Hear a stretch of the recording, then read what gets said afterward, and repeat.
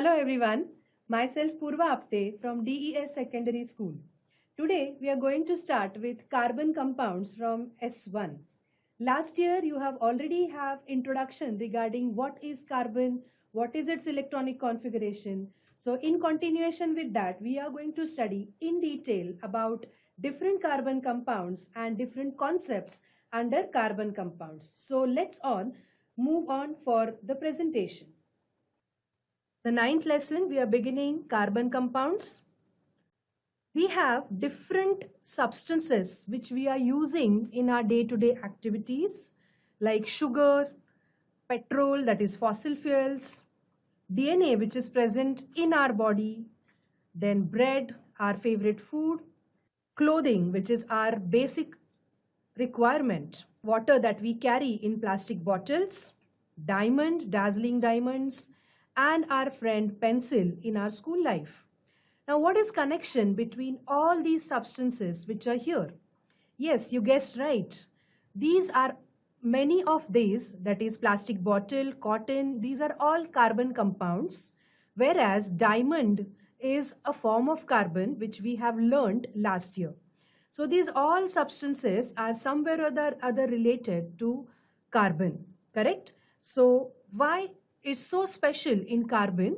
That is what we are going to study in detail about this in lesson carbon compounds. First of all, we will learn what do you mean by different bonds so that it will be easy for us to understand how different carbon compounds are formed.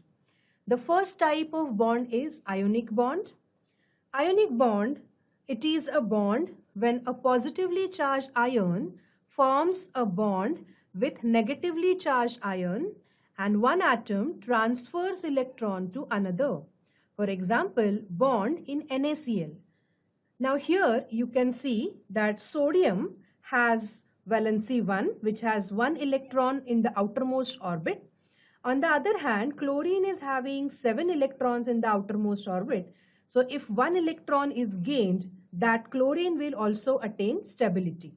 So here what happens is sodium loses 1 electron and chlorine accepts that electron. And due to this, sodium becomes positively charged and chlorine becomes negatively charged as it has 1 electron in extra. So one positive and one negative charges, they attract each other and NaCl bond is formed and thus they nullify each other's charge. The charge becomes 0. So this kind of bond is called as ionic bond. Usually you must have observed that metals have tendency to give away the electron and non-metals have tendency to accept the electron, and therefore ionic bond usually takes place in a metal and a non-metal. That is called as ionic bond. Moving towards the next, that is covalent bond. Another type of bond, covalent bond. As the name itself suggests, covalent means having the same valency. In those elements itself, that bond can be formed. The chemical bond formed by sharing of two valence electrons between the two atoms is called covalent bond. For example, bond in CO2, that is carbon dioxide, or bond in water, that is H2O.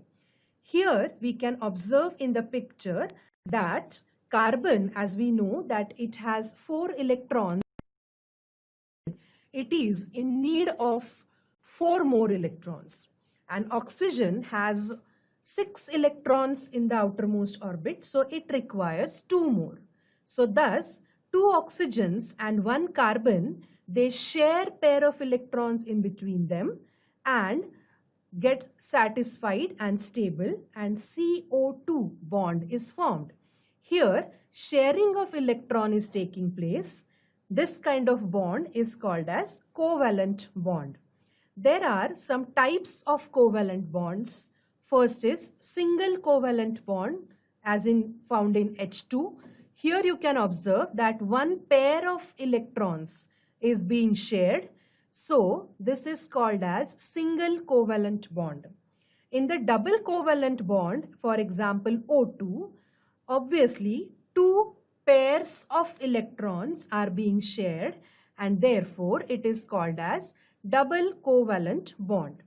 In triple covalent bond, you must have guessed that 3 pairs of electrons are being shared, and this kind of bond is called as triple covalent bond as it is found in N2, that is nitrogen gas. Now, what is so special in carbon?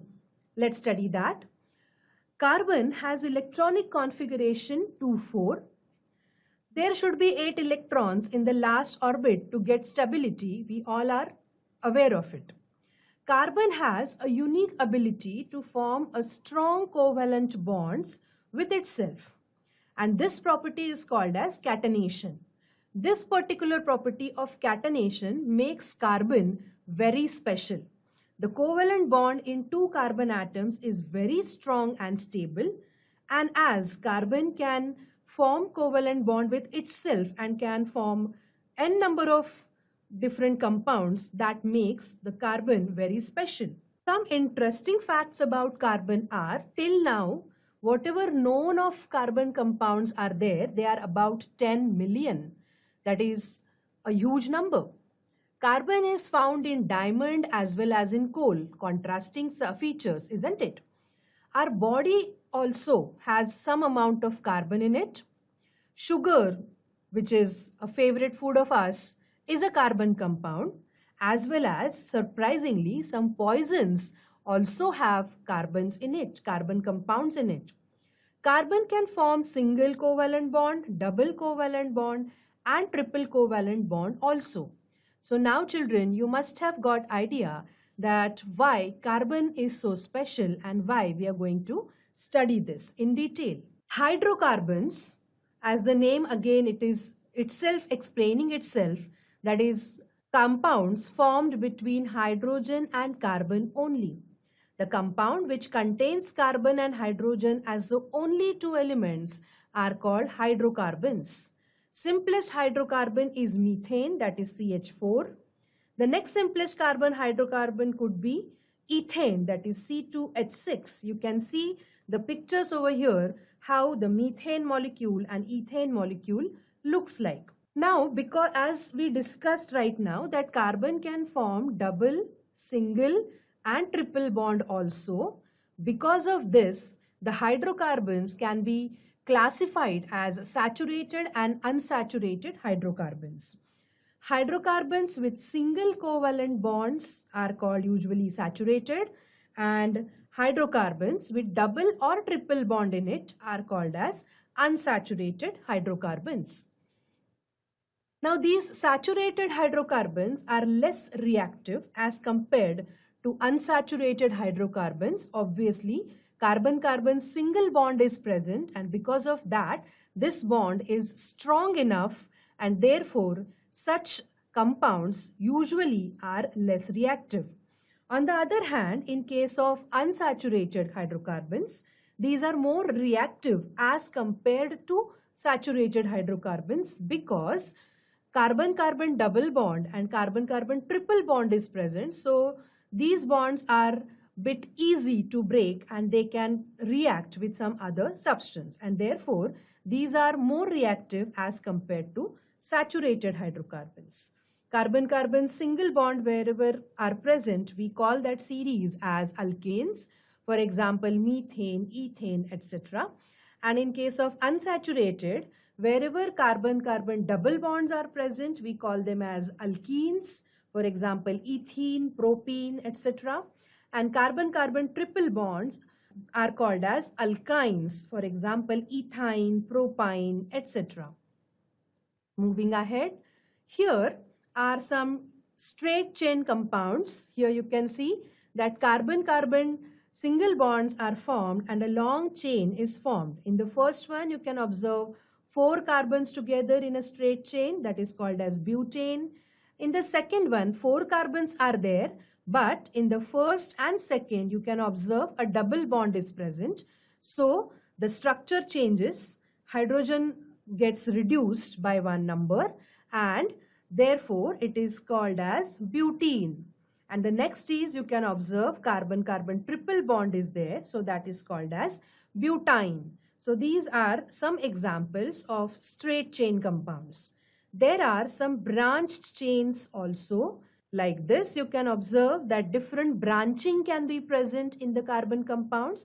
So you will be getting enough idea that how the molecules are getting changed because of different arrangement of atoms in it. We have ring compounds also, benzene, then naphthalene, sugar. These are some ring compounds of hydrocarbons. So there are n number of varieties of carbons present. Moving ahead, isomerism is one of the very important concept when we are learning carbon compounds. The phenomenon in which compounds having different structural formulae but same molecular formula is called as structural isomerism. I repeat it, the phenomenon in which compounds having different structural formulae but same molecular formula is called a structural isomerism. Due to different arrangement of atoms, properties of isomers differ from one another. For example, density might change, melting or boiling point might change. Here we have taken example of C4H10, that is butane and isobutane. You can observe here in butane, straight chain compound, all 4 carbons are in a straight chain. So the structure is C4H10. In isobutane, next figure also, you can make out that carbon are 4 and hydrogen are 10, but the structure is different than the previous one. So such compounds are called as isomers of each other. We will come across such more and more isomers in further studies. Now, various types of hydrocarbons, that is carbon-hydrogen bond where it is present, saturated and unsaturated, as already I told you. Under saturated hydrocarbons, carbon-carbon single bond is there, so all alkanes are present. And under unsaturated hydrocarbons, carbon-carbon double bond, that is alkenes, and carbon-carbon triple bond, that is alkynes. Now I hope this concept is clear to you people. Now coming towards the next topic, that is functional group in carbon compounds. Hydrocarbons, when I explained, I said only hydrogen and carbon are present in that particular compound. If at all any specific different atom or different group of atoms, they are attached to hydrocarbon, then the properties they change, and that particular group we call it as functional group. There are many other types of carbon compounds formed by bonding with some other elements like halogens, oxygen, nitrogen, etc. These other elements substitute one or more hydrogen atoms present in hydrocarbon and new compound is formed. This new compound in hydrocarbon is called as new element in the hydrocarbon is called as heteroatom, which gives some special chemical property to the compound. Hence, such heteroatoms or group of atoms are called as functional groups. Here we have some functional groups in carbon compounds. You can see in the chart aldehyde, amide, amino, carbonyl, carboxylic acid, ester, ether, hydroxyl, ketone, methyl. These are all the names of functional group. In the second column, which you are observing, the letters which are shown in pink color, they are actually the functional group of this particular substance or compound. And the R that has been shown, that is the basic parent carbon chain. So here you can observe for aldehyde, C carbon double bond O and carbon hydrogen. This is the bonding which we can observe, and usually in carbohydrates we can find these functional groups. And in the same way you can observe the other functional groups also. Carboxylic acid, that is COOH, which is present in amino acids, proteins, fatty acids, etc. Even you are very much aware of hydroxyl group, that is alcohols, monosaccharides, etc., where ROH, that is basic parent chain, and OH group is attached. So these are some examples of functional group in carbon compounds. Now one more concept, that is homologous series. The series of compounds formed by joining the same functional group in place of a particular hydrogen atom on the chain having sequentially increasing length is called homologous series. For example, homologous series of alcohols, series of carboxylic acid, homologous series of aldehydes, etc. Let us learn in detail about these series. Homologous series. One example is alkanes, very simple one, that is CnH2n plus 2 is a general formula for this. Here no specific functional group is present. All carbon-carbon single bonds are present. Examples are methane, ethane, propane, butane, etc. The second homologous series is alkenes, that is CnH2n, where carbon-carbon double bond is ruling this particular compound. So examples are ethene, propene, butene, etc. There is only the spelling difference between alkanes and alkenes, that is Alkanes in alkenes, and that A is replaced in alkenes by E. But carbon-carbon double bond is the basic functional group in alkenes. Then alcohols, where general formula is CnH2n plus 1 OH, and here OH, that is hydroxyl, is the functional group. For example, methanol, ethanol, propanol, butanol, etc. One more homologous series is carboxylic acids. The general formula for this is CnH2n plus 1 COOH. Functional group is COOH, that is carboxylic acids group. Examples for this are methanoic acid, ethanoic acid, propanoic acid, butanoic acid, etc. Let us study how these formulae are formed. Alkanes, the general formula for this is CnH2n plus 2.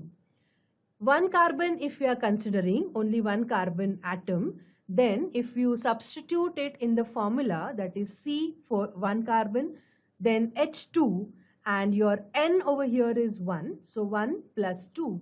The formula becomes CH4, and that is the basic hydrocarbon, which is methane.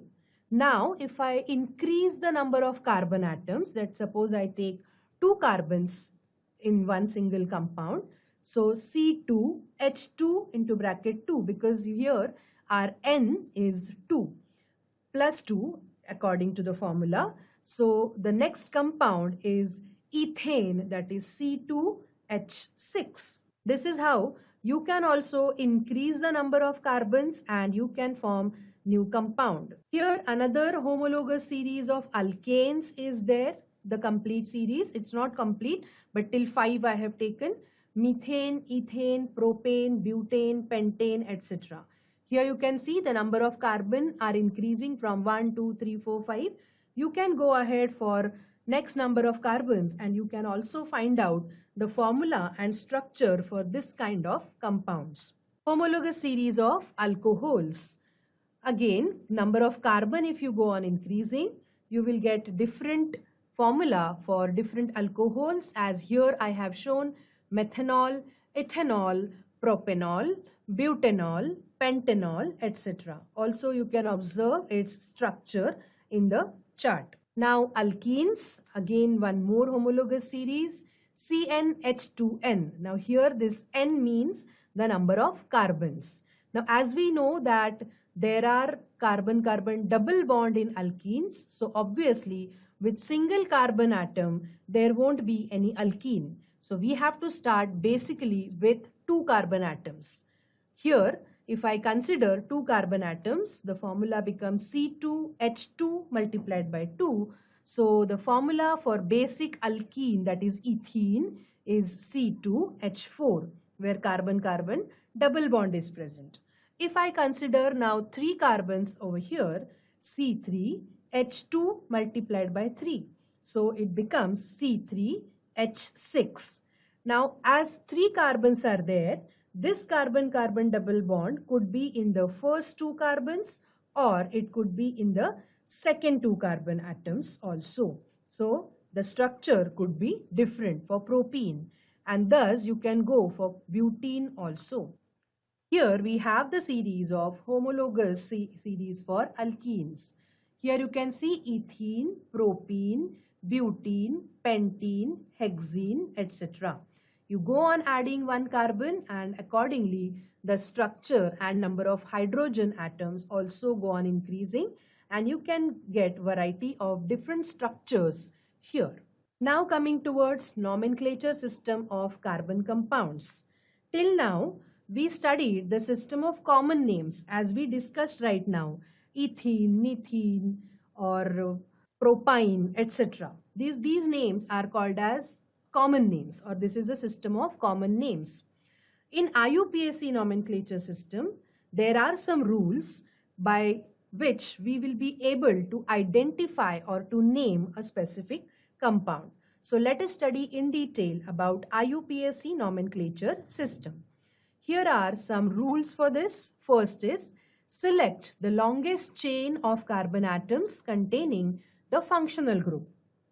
Then name the carbon chain based on the number of carbon atoms in the longest chain.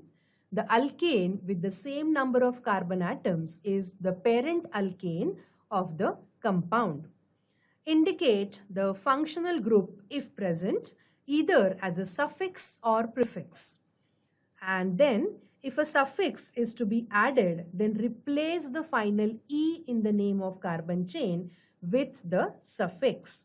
How to do it? We are going to do some examples for this. It will be clear. Some rules basically continued. If any double or triple bond is present, then last letters, that is A and E, should be replaced by either E and E if it is a double bond and Y and E if it is a triple bond. Assign the number 1 to the carbon in functional group if present, or to that carbon where double or triple bond appear nearest. For example, in C3H6, you can observe the carbon-carbon double bond could be from left-hand side or it could be from right-hand side. Let's consider one example that how exactly we are going to name it. Here you can observe the structure of one particular compound and we have to name it according to the IUPAC nomenclature system. You can very well make out that there is one functional group, that is chlorine, attached to one of the carbons. So as the rule says that we should take that particular carbon to the nearest. So we will start numbering our carbon from the left hand side. So this is first carbon, this will be second, this is third, this is fourth, and then fifth. So obviously one more thing can be observed, that there are 5 carbons in a straight chain. That means the parent carbon should be pentane, correct? Then chlorine is attached to the second carbon atom and therefore the name is 2-chloropentane. I repeat, the name is 2-chloropentane. The name itself is clear that chlorine or chloro atom is attached to the second carbon atom, and pentane suggests that there are 5 carbons in single bond. Let's consider one more example. Here we can see not a single other functional group, but carbon-carbon triple bond is present. So let's start labeling our carbons from left hand side. 1, 2, 3, 4, 5 and 6. So as there are 6 carbons in a straight chain and a carbon-carbon triple bond, so obviously the basic chain is hexyne, triple bond is between first and second carbon, and therefore the name is hex-1-ine, and put a dash in between. That is a IUPAC nomenclature system. Let's consider one more example. Now here we are given a name, and from this we have to draw the structure for this particular compound. Let's analyze this. 1-bromopropane. Now as the last word you can see propane means there are 3 carbons in it in this parent chain. Then functional group is bromine, which is attached to first carbon, and that's why the name is 1-bromo. So 1-bromopropane, the structure will be like this. Now here I have started counting from right hand side, and therefore I have attached this bromine to this particular position. If you started from right hand side or left hand side, accordingly your position of bromine might change. Another example, 2-methylhexane. As the name itself is saying, hexane means the parent chain have 6 carbons, carbon-carbon single bonds.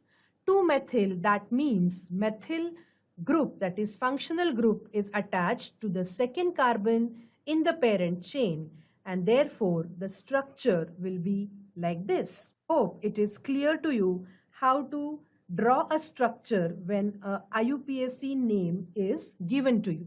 Practice more and more so that you will be more familiar and comfortable in doing this IUPAC nomenclature and also drawing the different structures according to the name given. Now moving further, we are going to study some different chemical properties of carbon compounds. First is combustion. Any form of carbon on ignition undergoes combustion reaction in presence of oxygen and emit heat and light. This reaction also gives carbon dioxide and water as common products. Here is the example. C plus O2 gives CO2 plus heat plus light. Methane, that is CH4 plus oxygen, gives CO2, 2H2O plus heat plus light. CH3 CH2OH plus 3O2 gives 2CO2 plus 3H2O plus heat plus light. So we are going to study in further lecture some more different properties of carbon. Till then, keep reading, keep practicing. So today we discussed that why this carbon is so important and what makes it so special. Also, we studied what we mean by homologous series, what do you mean by isomerism, and IUPAC nomenclature, the rules for that. So children, keep practicing how to draw structures with IUPAC name, or if any structure is given, how to name it. Till then, bye. We will meet in the next lecture. Thank you.